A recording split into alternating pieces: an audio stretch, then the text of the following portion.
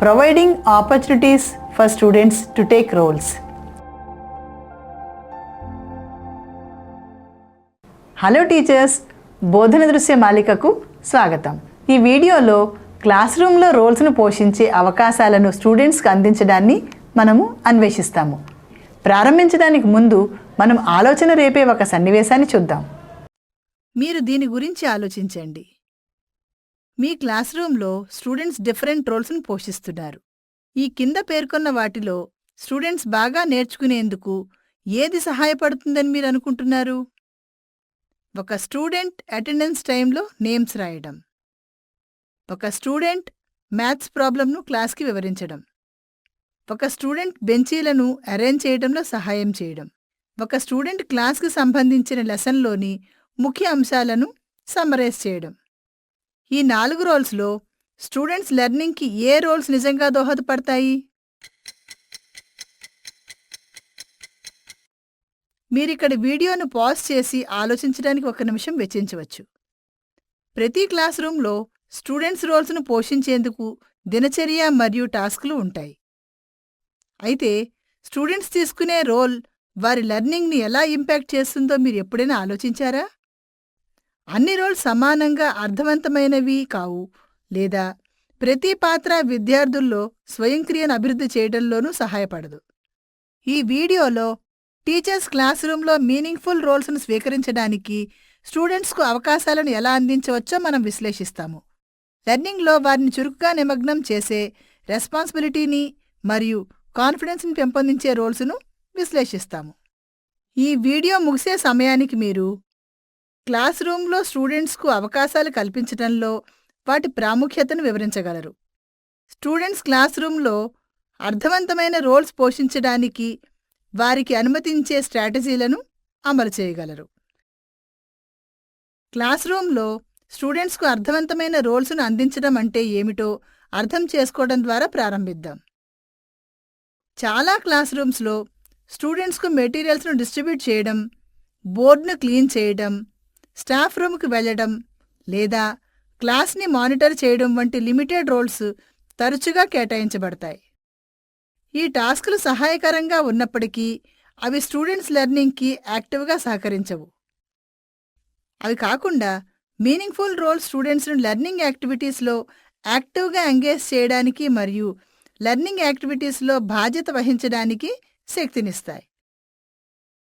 ఉదాహరణకు, ఒక స్టూడెంట్ బోర్డుపై ప్రాబ్లంను సాల్వ్ చేయవచ్చు మరియు వారి ఆలోచనా ప్రక్రియను వివరించవచ్చు, లేదా మరొకరు క్లాస్ కోసం డిస్కషన్ను సమ్మరైజ్ చేయవచ్చు. తరగతి గదిలో అర్థవంతమైన పాత్రలకు మరో ఉదాహరణ చూద్దాం. మొక్కల భాగాలు అనే అంశంపై సైన్స్ పాఠం సమయంలో ప్రతిదీ స్వయంగా వివరించే బదులు ఉపాధ్యాయుడు విద్యార్థులకు నిర్దిష్ట పాత్రలను కేటాయిస్తాడు. ఒక విద్యార్థి చిత్రకారుడవుతాడు. తరగతి గమనిస్తున్నప్పుడు బోర్డు మీద మొక్క యొక్క భాగాలను గీస్తాడు. మరొక విద్యార్థి వివరణకర్తగా వ్యవహరిస్తాడు. పాఠ్యపుస్తకాన్ని లేదా వారి ముందస్తు జ్ఞానాన్ని ఉపయోగించి చిత్రకారుడిగా పనిచేస్తున్నప్పుడు ప్రతి భాగం యొక్క పనితీరును వివరిస్తాడు. మూడో విద్యార్థి ప్రశ్న ఫెసిలిటేటర్ పాత్రను పోషిస్తాడు. తరగతి ప్రశ్నలను ఇలా అడుగుతాడు: మనం ఒక మొక్క యొక్క మూలాలను కత్తిరిస్తే ఏమి జరుగుతుందని మీరు అనుకుంటున్నారు? మనం ఒక మొక్క యొక్క మూలాలను కత్తిరిస్తే ఏమి జరుగుతుందని మీరు అనుకుంటున్నారు?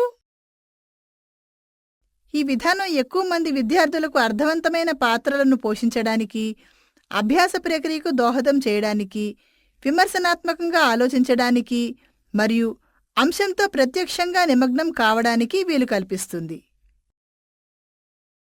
ఈ పాత్రలు ప్రాథమిక పనులకు మించి విద్యార్థులు తరగతి గదిలో చురుగ్గా పాల్గొంటున్నారని, వారి అభ్యాసానికి దోహదం చేస్తున్నాయని నిర్ధారిస్తాయి. స్టూడెంట్స్ క్లాస్ రూమ్లో మీనింగ్ఫుల్ రోల్స్ను స్వీకరించినప్పుడు అది వారికి అనేక విధాలుగా సహాయపడుతుంది. ముందుగా స్టూడెంట్స్ వారి లెర్నింగ్కి రెస్పాన్సిబిలిటీని తీసుకోవడం ద్వారా ఇది కాన్ఫిడెన్స్ని పెంచుతుంది. వారు టాస్క్లను లీడ్ చేయడం ద్వారా లేదా యాక్టివ్గా పార్టిసిపేట్ కావడం ద్వారా వారు స్వతంత్రతను అభివృద్ధి చేసుకుంటారు. వారు తమ క్లాస్మేట్స్తో కలిసి పనిచేసేటప్పుడు కొలాబరేషన్ని మరియు క్రిటికల్ థింకింగ్స్ను మెరుగుపరుచుకుంటారు. మరీ ముఖ్యంగా ఈ టీచింగ్ ప్రాక్టీస్ ఒక క్లాస్ రూమ్లో పాజిటివ్ అట్మాస్ఫియర్ని సృష్టిస్తుంది. ఇక్కడ స్టూడెంట్స్ లెర్నింగ్ను వాల్యూడ్గా పరిగణించి యాక్టివ్గా పార్టిసిపేట్ అవ్వడానికి మోటివేట్ అవుతారు. మన క్లాస్ రూమ్ లెర్నింగ్లో స్టూడెంట్స్ మీనింగ్ఫుల్ రోల్స్ను పోషించేందుకు వీలు కల్పించే కొన్ని స్ట్రాటజీస్ మరియు ఐడియాస్ను ఇప్పుడు చూద్దాం. ముందుగా మనకు assigning leadership in learning activities role ఉంది. అనగా అభ్యసన కృత్యాల్లో నాయకత్వ బాధ్యత అప్పగించడం.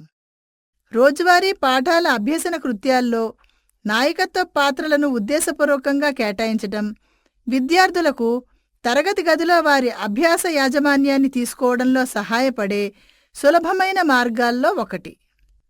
దీని అర్థం తరగతి గదిలో ప్రతిరోజు పాఠం యొక్క కొన్ని అంశాలలో నాయకత్వం వహించడానికి వీలు కల్పించే నిర్దిష్ట బాధ్యతలను మేము విద్యార్థులకు ఇస్తాము. ఉదాహరణకు ఆంగ్లంలో ఒక కథ లేదా కవితను బోధించేటప్పుడు సమూహ పఠనం తర్వాత వచనాన్ని సంగ్రహించడంలో ముందడుగు వేయమని మనం ఒక విద్యార్థిని అడగవచ్చు. విద్యార్థి ప్రధాన ఆలోచనలు లేదా ఇతివృత్తాలను హైలైట్ చేయవచ్చు. అయితే వారి సహచరులు సహాయక వివరాలను జోడించవచ్చు. ఇది విద్యార్థులను ముందుకు సాగడానికి మరియు చురుకుగా నిమగ్నం కావడానికి ప్రోత్సహిస్తుంది. మిగిలిన తరగతి వారి ఆలోచనలను పెంచుతుంది. మన తదుపరి ఐడియా స్టూడెంట్ ఎక్స్పర్ట్స్. ఇది ప్రారంభంలోనే అభ్యాస ప్రక్రియ యొక్క నిర్దిష్ట భాగాలకు విద్యార్థులు బాధ్యత వహించేలా చేసి వారి అభ్యాస యాజమాన్యాన్ని తీసుకొని తరగతి గదికి దోహదపడేలాగా వీలు కల్పిస్తుంది. ఇక్కడ ఒక విషయం గురించి వారికి ఇప్పటికే తెలిసిన లేదా అర్థం చేసుకున్న వాటిని పంచుకోవడానికి మేం ఒక విద్యార్థిని కేటాయిస్తాము.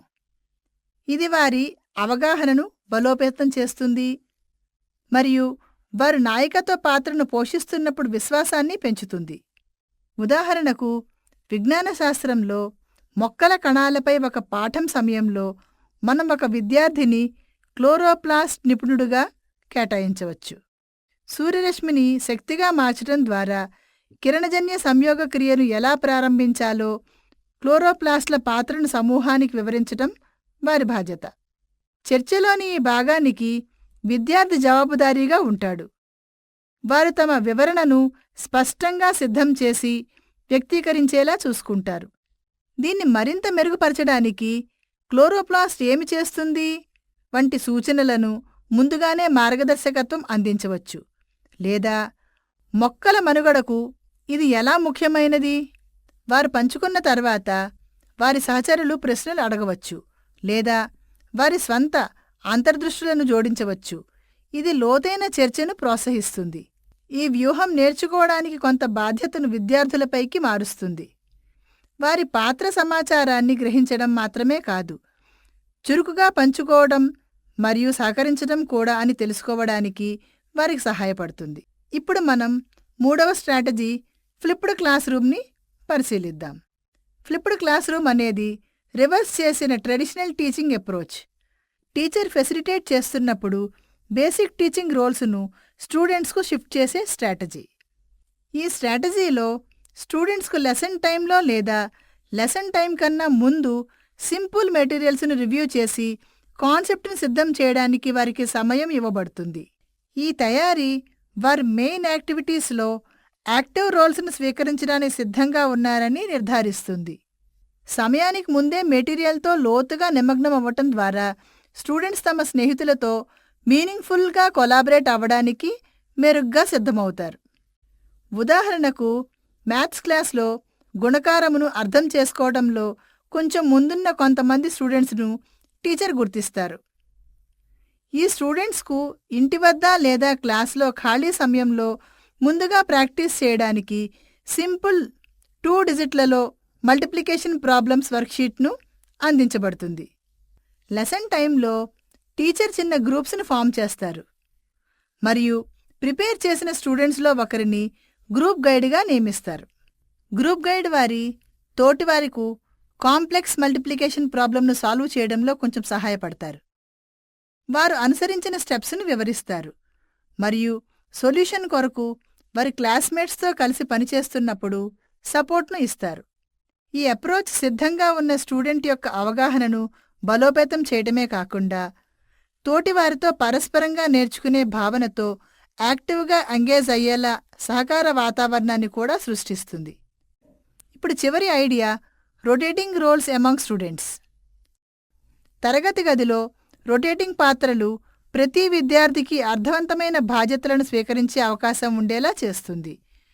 ఇది వారికి అనేక రకాల నైపుణ్యాలను పెంపొందించడానికి మరియు నిమగ్నమై ఉండడానికి సహాయపడుతుంది.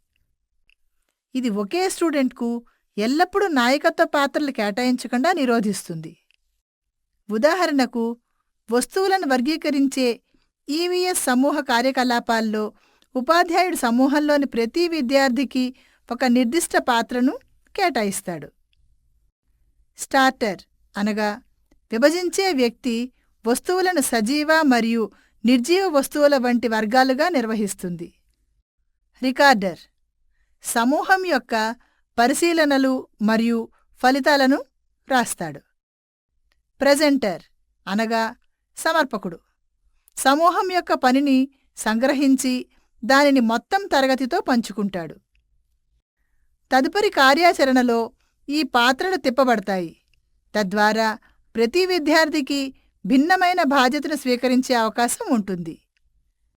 ఈ విధానం విద్యార్థులకు బహుళ పాత్రలను అనుభవించడానికి వీలు కల్పిస్తుంది. సమతుల్య భాగస్వామ్యం మరియు వివిధ నైపుణ్యాల అభివృద్ధిని నిర్ధారిస్తుంది. ఇది మిమ్మల్ని వీడియో ముగింపుకు తీసుకొస్తుంది. మేము ఇప్పటి వరకు చర్చించిన వాటిని త్వరగా చూద్దాం. తరగతి గదిలో అర్థవంతమైన పాత్రలు ఎలా ఉంటాయో మరియు అవి పరిమిత మరియు ఉపరితల పాత్రలకు ఎలా భిన్నంగా ఉన్నాయో అర్థం చేసుకోవడంలో మేము ప్రారంభించాము.